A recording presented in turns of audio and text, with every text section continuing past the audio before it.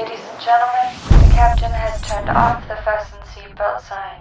You are now free to move about the cabin. It was over 25 years ago, a young, naive boy landed in Rio de Janeiro. Well, can't call myself too young and naive. I was in my 20s, and I absolutely was dumbfounded. I mean, Rio was everything that you could have thought of. Pretty girls, dancing, fun, all night partying, socializing, and more than my fair share of libations to last through the night. But the crazy thing is, coming back to Rio on a mission, on business, trying to get something accomplished, it's a little odd. There's an old saying that says, if you want to go someplace fast, go by yourself. But if you want to go far, go with somebody. So I reached out to a content creator from a pretty well-known channel through a great mutual friend and seeing how could she assist me in this goal. Luckily for me, she knows the lay of the land, she's a native, and by all means, seems like everybody knows this person. And first things first, you got to get there. And flying from North America to South America, it's going to take you a day, any way you slice it. Luckily for me, Copa Airlines has a 737 MAX with lay flat business class seat. Thank goodness. So when I hit the ground running, ready to go. Got there about 1 in the morning, and by noon the next day, we were in motion. You see, everybody goes to Rio and they talk a whole lot about a whole lot, but I never hear them mention some of the things that makes Rio Rio. I mean, to the people. I mean, Brazil itself is one of the most fascinating places that I've ever thought I'd ever see. The biggest family of martial arts, the Gracies, come from here. One of the best football teams in the world over my lifetime, the home of Pele, Brazil. But nobody really talks about the food. So what the heck? Pack up my bags and let's go. Let's see what it has to offer. I mean, damn, everybody has to eat, right? So this time we're on a mission for the national dish. First thing we're gonna do, Feijoada. Now I know all the native Portuguese speakers and the Brazilians are gonna tear me a new one because I cannot pronounce this name whatsoever. But this is one of the most interesting dishes that I've ever tasted as a national dish. So one of the most interesting things is that soul food in the States is actually echoed in the national dish, Feijoada in Brazil. And my grandmother told me a very, very similar story that I heard echoed by the late, great Bourdain on the Joe Rogan podcast. And it really, really was interesting. Big meal is feijoada. The whole country does it. Feijoada? It's basically a big stew of hooves and snouts and black beans, and it's really delicious. And it came originally from slave food. It was the scraps from the table of the wealthy Portuguese that their slaves would collect and try to make into something, edible or even delicious. And over time, they created this dish that it was the food of the very poor at one point. Now it's like the national dish. And I'll give you one guess where we had to go the first day. Where did you take me the first day, Renata? The favela. Hold up. I know what everyone's thinking. This is Brazil. Nah, not even close. And if you've ever been to the favela, and if you've ever been to a situation where there's one way in and one way out, motorcycle access and van only, very steep hills, whizzing around corners, it is not ideal for your first day super jet lagged in the country. But hey, it is what it is. Because sometimes when you're in a different land, you just gotta hang on, shut up, and do what you gotta do.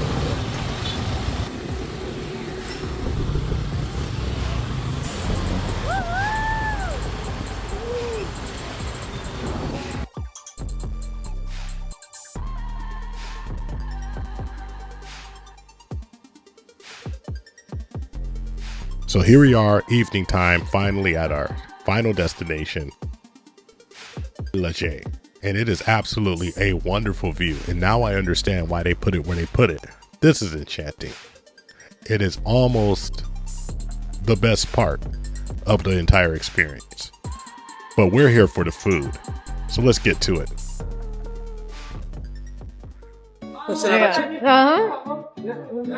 Obrigada, hein?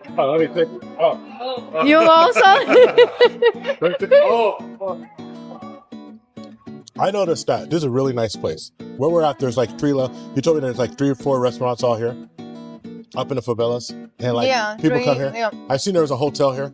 A lot of people, when you're in the United States and you think about the favelas, you don't think that you go to favelas to eat. You don't think that. You think like the favelas is just like, you just see movies and it's dangerous and like, you don't film there. You don't. Some people don't think it's nothing interesting there. Yeah. What are you going to the favela? What I do? I just know it's a dangerous place. That, what some people say. But it's a lot of fun, inside. Of course, it's not all the favelas. It's like that. You just go inside and have fun and, It's where the cool people are. Yeah. It's where the cool people are. Cool people are up in the favelas. Well, I would tell you this. Everybody I've met in Brazil, this is day 2. Everybody's been really, they've been great. Just like people working, doing their job, living life, through the challenges of life, you know. You can understand a lot if you get a blue collar dish like this, and you see that, and you tell a story how people have to have rice and beans and how it came apart. It's a whole history of Brazil just right there. So you know that there were African slaves here, you know that there were Indians here, right? And you know there's Portuguese here. And then I think the Brazilian folks that we see now are a mix of that. So just through the dish, you told the history of Brazil. And whatever the national dish is, I mean, it's really a situation where you could tell almost the background of the people who are here. When you have a national dish that's like hardcore, heavy food, that means that people were working hard. Right. You know, because you don't have a dish like this if you sit at a computer all day and type. The national dish of Silicon Valley is like a kale salad, and people are worried about first world problems. How are they gonna? They're worried about not being able to do something they want to do. Where I think this dish is a reflection of people when they put everything in, especially the scraps. They were worried about how to feed their family. And so it's really amazing, and it's really good. But I'll tell you this: you cannot eat a lot of this. You will have to go to sleep. Yeah, it's heavy. Yeah. Mm-hmm. So, what is your favorite dish that you eat? The favorite food you eat here? I love steak.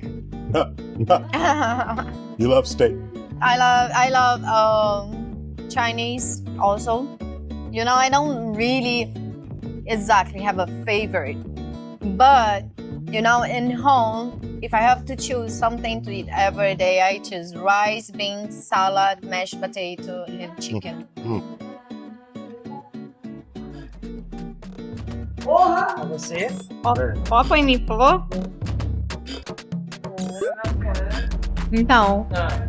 Vai nesse hambúrguer aqui agora. Ó.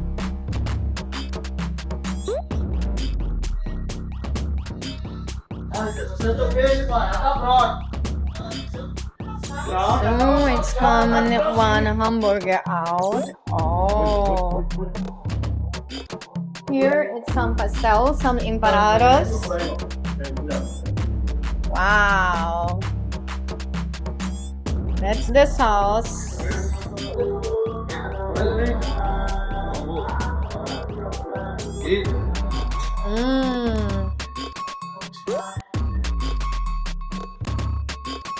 Por que ele tá sem touca? Só eu que tô com touca. Sei. Por que ele tá sem touca e eu tô com? Why they don't give one to you? Only for me. Os dois. Apoia 3. Ai, são meus irmãos, né? Thank you, guys. Bora tapar.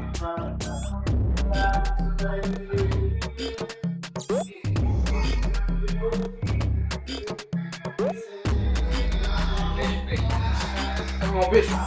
Oi, uma vez? Show. Now they're going to prepare fish now.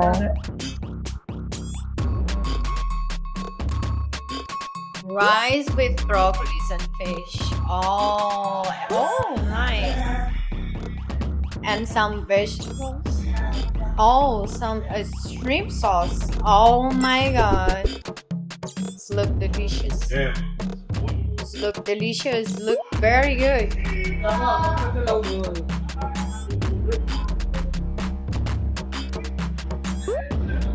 gotta come back and eat that. Yeah. Oh, you want to come back and have that? Yeah, they make a lot of different foods here. They doing very good job. Muito bom. Obrigada, hein, gente. Valeu, obrigado. Tell the chefs up for you. Hã? Tell the chef. O chefe é... Sim, eu. Uhum. So, the best compliment I can ever give a chef Aham, is that I ate something that tastes like my grandma would make. aham.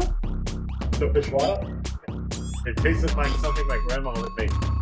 Yeah. It was super good. Ele falou que ele amou a feijoada, entendeu? Que a feijoada lembra muito, porque lá fora também eles têm essa tradição da feijoada.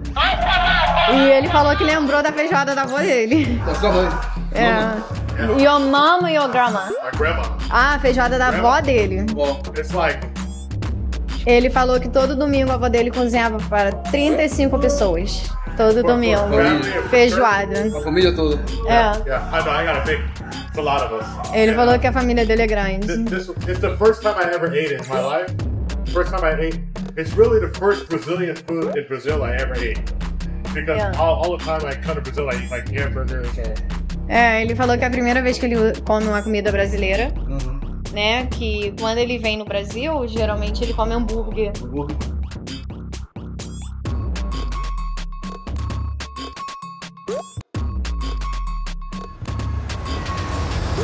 Ladies and gentlemen, the captain has turned off the fasten seatbelt sign. You are now free to move about the cabin.